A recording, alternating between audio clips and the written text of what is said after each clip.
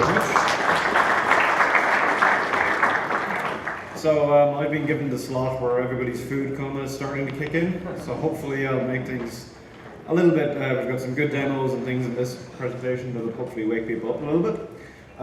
Before I get started, as was mentioned, I head up a team called the Forward Looking Threat Research Team at Trend Micro. So we do the technology research, any e-crimes investigations. So if you've ever seen any arrests with Trend Micro mentioned in the title, that's kind of our team as well that we work on. Before I get started talking about ICS and Scada, I wanted to show a Twitter exchange from about 6 months ago that I thought I should put up here, explaining that I would present for food and was promised crisps, which Brian I have not received yet, so I'm expecting some potato, cheese and onions to turn up at some point. But to start explaining first of all, what is ICS and what is Scada, right?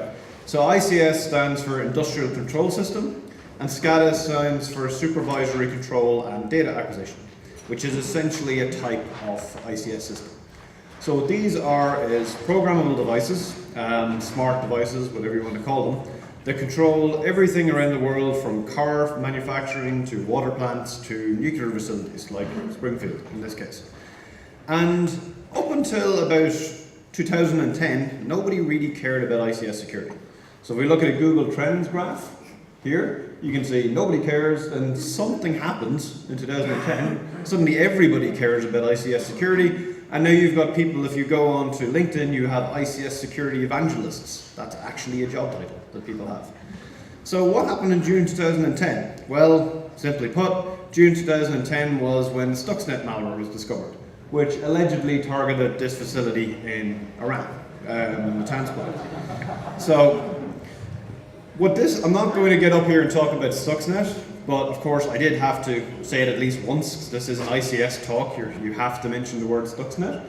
But what Stuxnet did, as well as obviously hacking this particular place in Iran, was it raised the awareness for people of what is going on out there in terms of targeted attacks at kind of state level.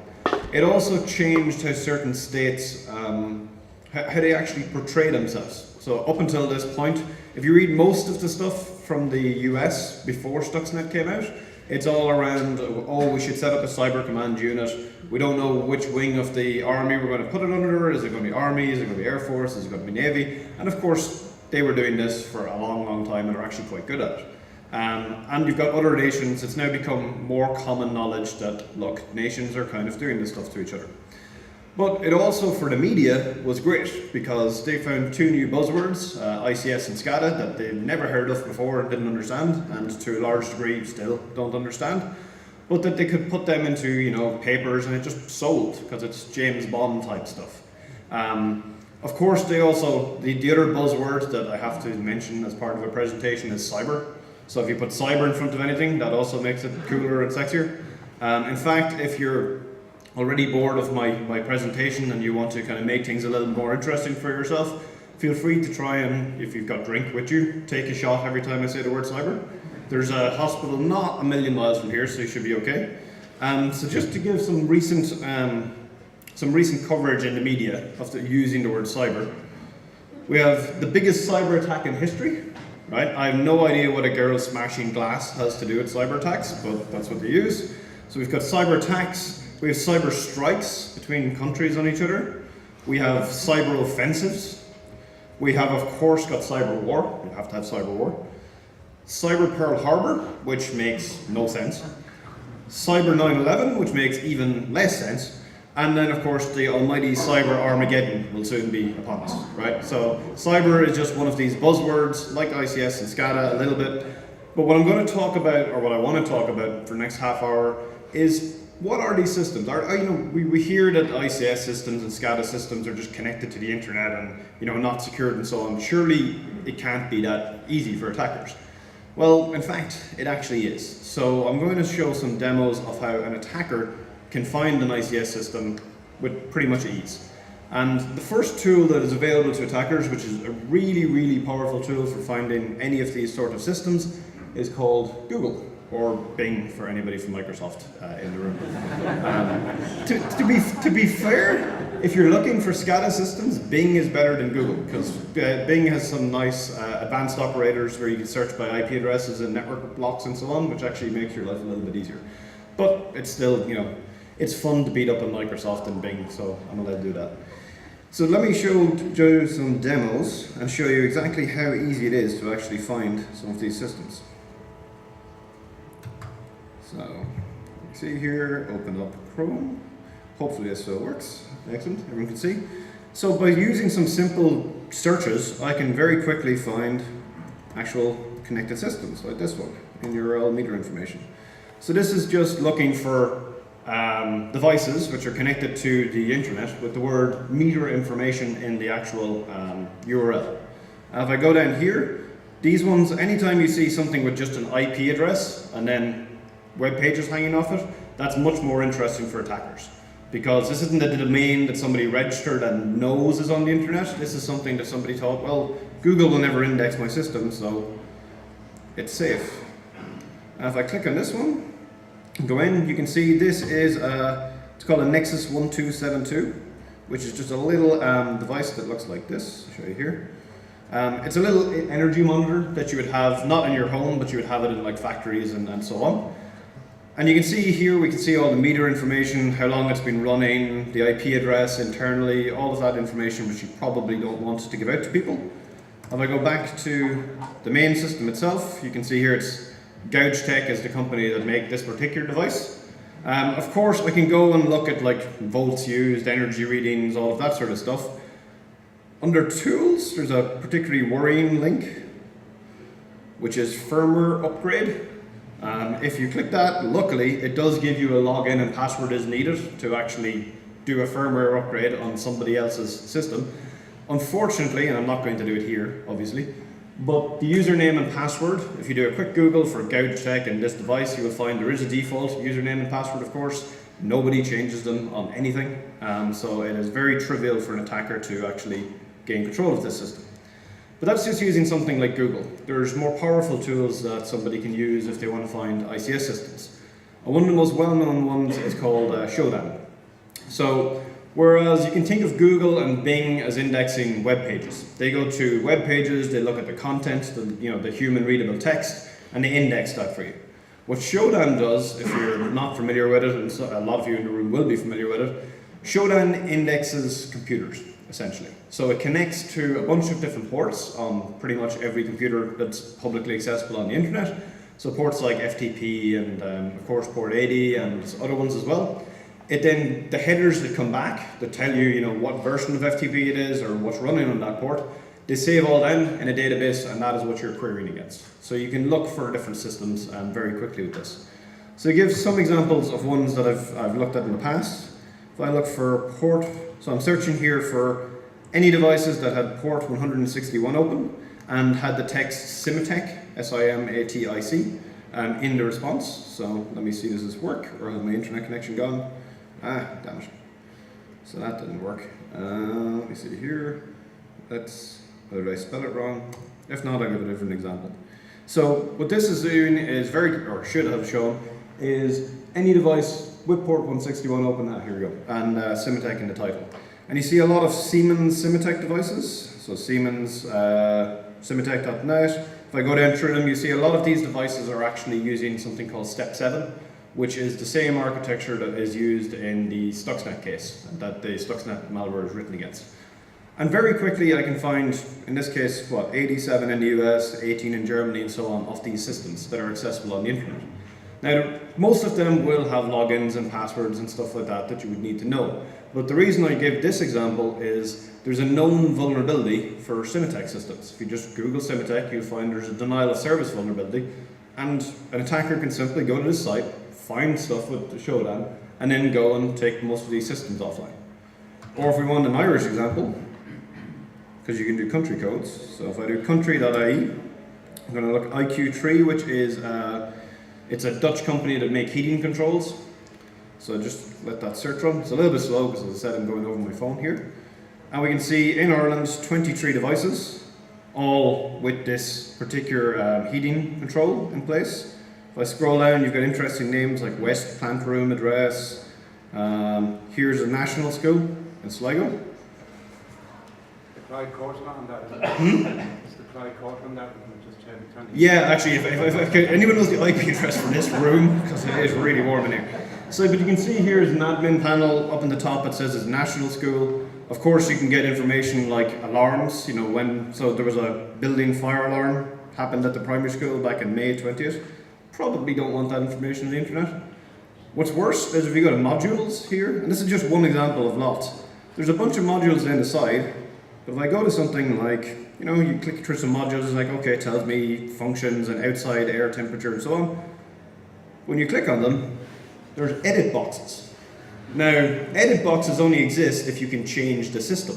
So I'm not going to do that, obviously, but if I change those settings and click the little tick box down the bottom, we're controlling, in this case, a heating facility at a primary school somewhere. It's that trivial for attackers to do this stuff. And it's not just Ireland, of course, every country has this problem. And then another one that came up when we were doing our own research and trying to micro into this is we found this particular one, which is very interesting. So this is a water plant located in Thailand. Ang Mo Kio is a small town, or well, big town by Irish standards, small town by Thai standards. And you can see here that it's a really crappy looking web page, to be fair. But most of these systems, when you start looking at ICS systems that are connected to the internet, they don't look terribly impressive because they were built by an IT guy in 5 minutes to make his life easier. So he can connect to the system from home and doesn't have to go in and fix them and so on.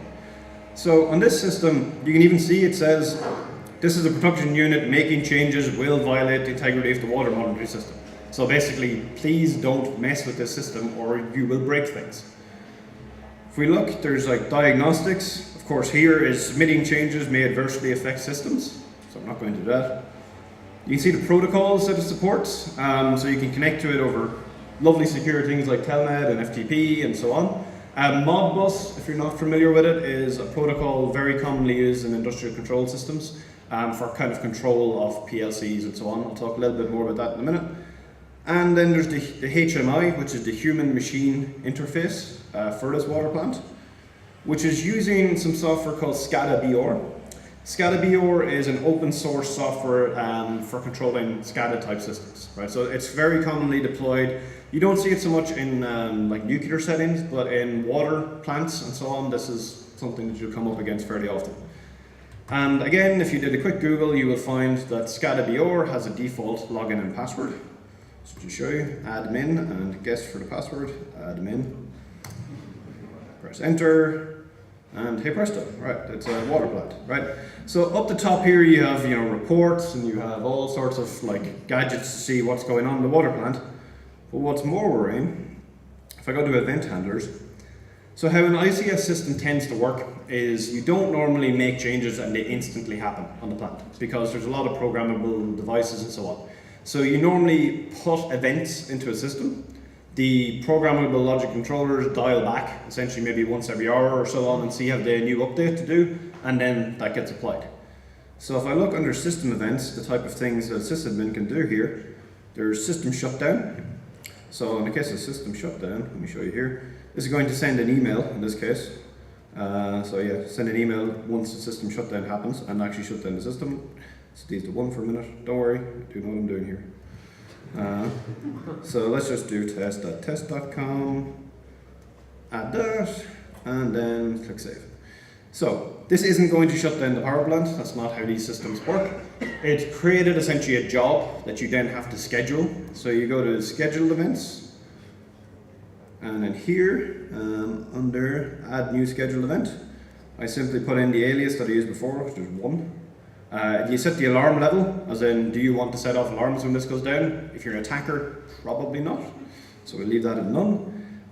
You can see you can schedule the time and so on, or you can just say have it run hourly. So if I click hourly and click save,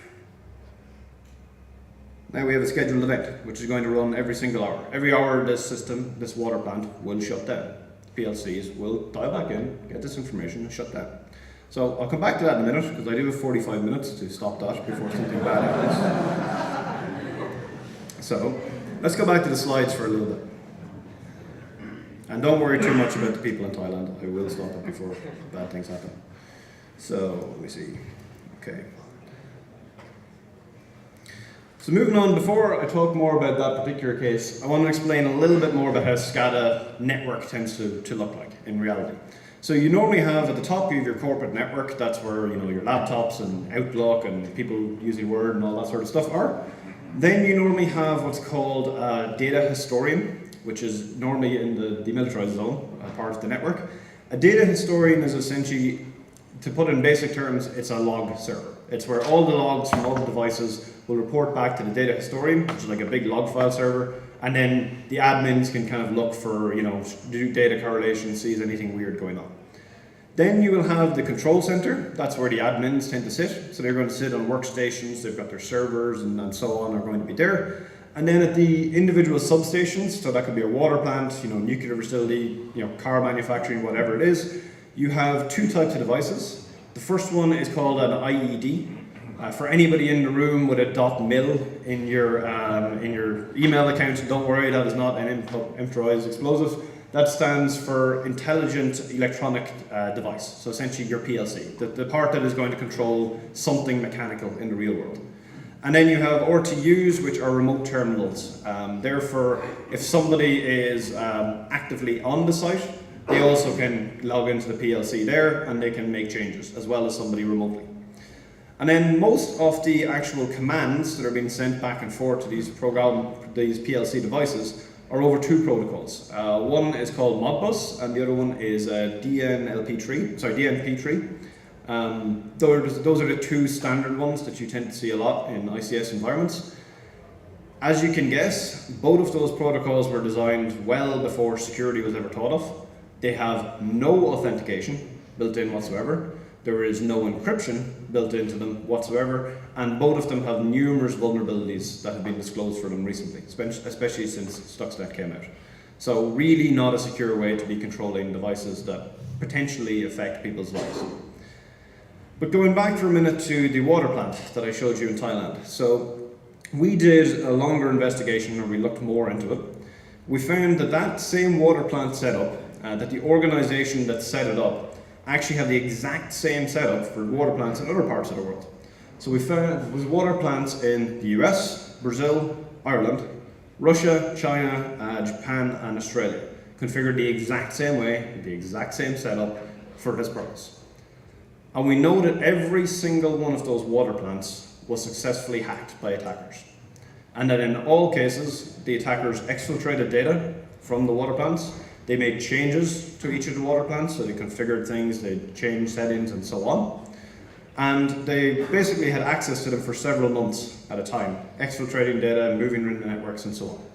And the reason we know all of that is because those seven water plants around the world are actually all being run from one of my team's basements.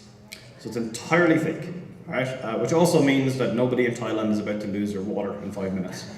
So what we did was, we have two people on my team who are from the industrial control sector. So one of them used to work for the ICS CERT in the US. The other one was head of security for an energy company, again in the US. So they took a whole bunch of actual real Siemens equipment, so real Siemens PLCs, some of which they had literally just a line, in their basement, and some of which we bought on eBay or we bought them.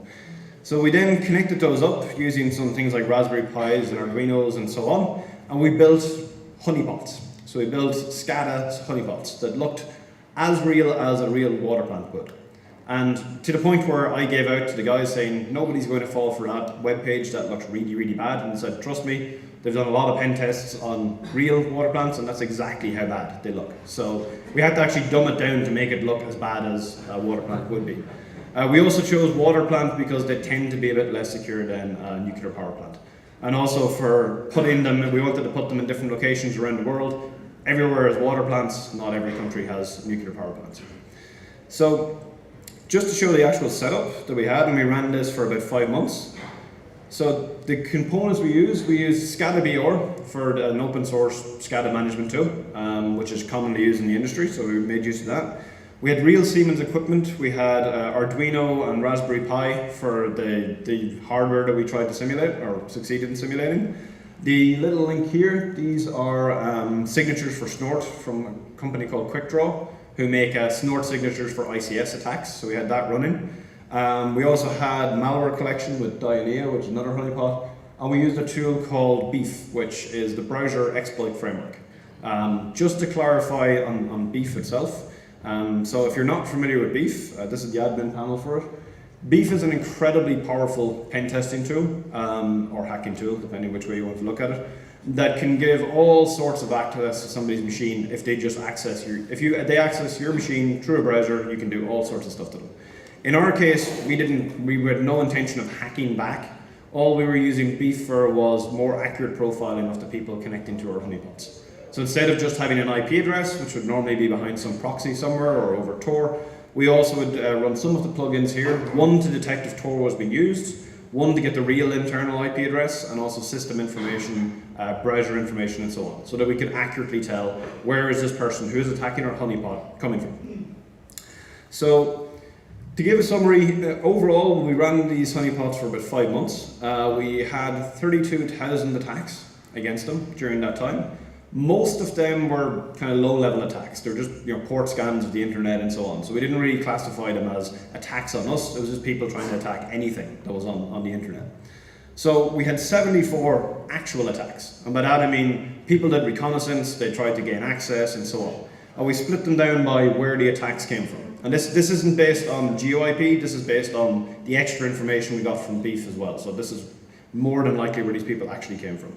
So you can see most of it by far came from Russia, but you also see, for example, China, Germany, UK, friendly, nice countries like that, were doing a lot of these attacks as well. So what we next did is we took all the attacks, the 74 of them, and we split them into 2 categories, critical attacks and non-critical attacks. So a critical attack is one where if it had been a real water plant, something would have been damaged. Essentially, the plant would have been taken offline, settings were changed, that sort of stuff. Whereas non-critical is they gain access, they exfiltrated data, they moved around our fake networks, but they didn't do anything that would endanger lives. So when you split that down, on the non-critical side, it's still Russia winning, so well done Russia. But you can see that Germany and USA in particular are also not too far, or they're the next 2 biggest. On the critical attacks, most of it came from China. So half of it, in fact, came from China. But you do still see critical attacks coming from Germany, UK, France, Palestine, which is most likely Israel, just the GeoIP was a bit off. And overall, these are pretty interesting for us. So it's not just the kind of big suspects that you would have expected, from the media to be doing these attacks, it's also other countries. What's more interesting is looking at who attacked who. So, because we had these honeypots in 7 different countries around the world, we could see, who's attacking the Russian one, or who's attacking the US one. So we got, apologies, I know you can't read this, but I'll have the slides available afterwards, but our marketing kind of came up with this fancy diagram, very war games-like. So you can see that by far the most attacked place was Russia.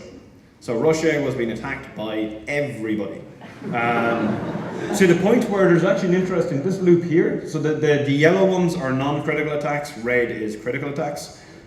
45 of the attacks against Russia came from Russia. So now that could either be they have a good Scada cert that is testing themselves, they're testing all of their own systems, or it's also Russia, it could be criminals committing blackmail type attacks. I've got control of your water plant, pay us X amount of money, otherwise no water for you, that type of thing. On the critical side, you can see while most of the critical attacks came out of China, they also experienced 4. So they got attacked by, I think, France, Germany, UK, and Palestine, if I remember, actually committed critical attacks which would have damaged real infrastructure in China. And the one for Ireland, incidentally, which came, so we had one critical attack against the honeypot we ran in Ireland, which is literally in my basement. That one is, actually not my basement, my shed, so I don't have a basement. But that one was coming from China, from an IP address in Beijing, and that same machine also attacked our Russian honeypot several days later. So it's very interesting to see just who exactly is attacking people. And the fact is, it's not always the usual suspects. So what this showed us was, there's definitely, all this stuff about our Scada systems actually being attacked. The answer is 100% yes. So I know we only have a small snapshot here. We can see, what was affecting our honeypots. But I guarantee you, if you look at actual real Scada systems, this stuff is happening every single day. And before we finish up, there's one other attack I wanted to point out in particular. So our honeypot in America got a very, very highly targeted attack against it. we got a phishing email sent. So this phishing email claimed to be from the city administrator of the actual city where our honeypot was. So, and they did their homework. The actual city admin, they had the right name and so on. They faked an email to look like his email. This came with an attachment. So if you open the attachment, then it would infect the machine, right? So we built a system to look like a real admin system from a water plant, like a real laptop with like pictures of kids and wives and stuff, make it look realistic. We then opened up the document, which was a doc file. For anybody interested in vulnerabilities, it was CVE 2012-0158. Opening the doc had nothing really in it, but of course it would drop malware onto the machine, so which displayed a small pop-up and then basically went off and did stuff. Now we thought, excellent, we're an antivirus company, so we love when malware gets dropped and stuff, because that is much more interesting for me to look at than lots and lots of Modbus traffic all day long. So the malware splits in two. It has a component called gh.exe, which simply pulls all the passwords off the machine, as Gadi talked about before, for hash type attacks to move laterally around the network. And then ai.exe, which was a bit more interesting, it essentially shovels a command shell back out to a command and control server, actually two of them, one in China and one in the US. And what would then happen, even though these are both very simple, is a day later, the attackers would download a more fully featured remote administration Trojan onto the machine. So over the 5 days that they were in our system, they stole passwords, they did full network analysis, they took over the entire fake network that we had built for this, exfiltrated VPN config files, exfiltrated sensitive documents, which are all faked. So really interesting stuff, and completely disabled all the antivirus and firewalls and security and so on, and a lot of anti-forensics stuff going on as well. But what was most interesting about this ai.exe, when you analyze that malware file, is it has a string in it, which you can see up here, so it's a string of text with the word hacksface or hacksface. That correlates to a malware, which is known as hacksface, so is the name given to it. And that malware showed up in the Mandiant APT1 report, which came out last year.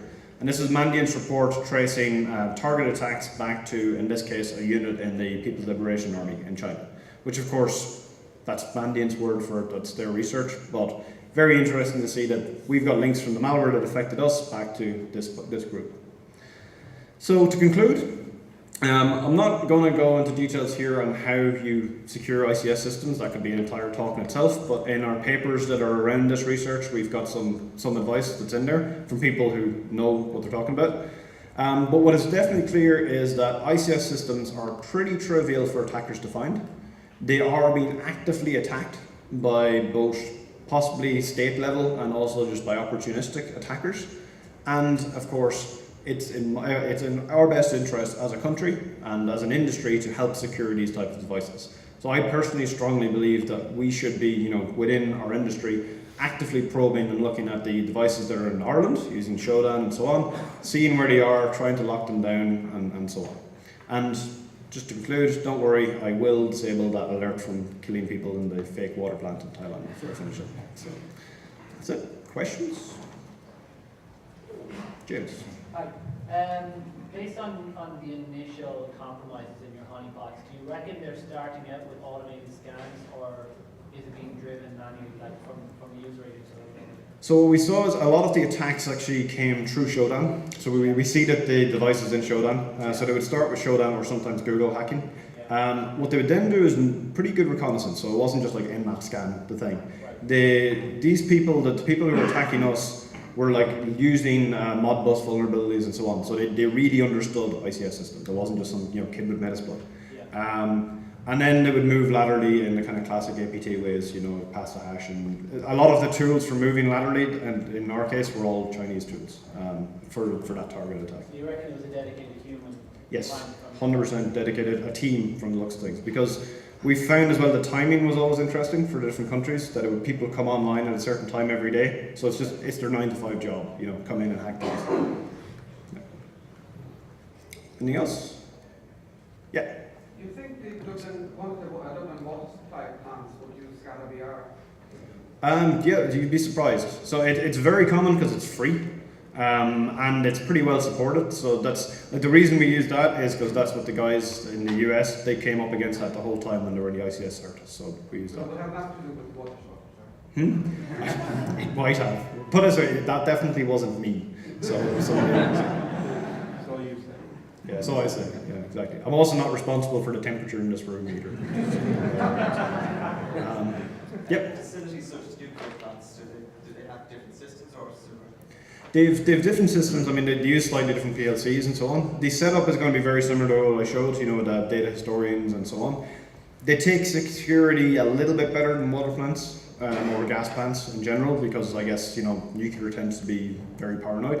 But there is still all sorts of issues with them. And you still do have, you know, IT admins who just want to be able to remotely access their nuclear power plant to fix things occasionally. So you have that stuff just as much. Because it's just human nature. It's security isn't like everyone in this room knows security and is interested in security, but that isn't filtered really into that world, into the ICS world so much these days. Or it's starting to. Yep. Is there much air gapping in Scada systems? There's some air gapping, but realistically, it doesn't really work anymore because you've got SCADA systems deployed all over, you know, a country or a big area. So realistically, you do need remote access to them. And for that reason, there's not as much air gapping as there used to be. So it's not. It sounds like the simple solution, you know, air gap the system, don't let USB keys near it, and so on. But in reality, it just doesn't work. It doesn't fit the business needs of the organization. Keep going. Anything else? Going once, twice. Thanks very much.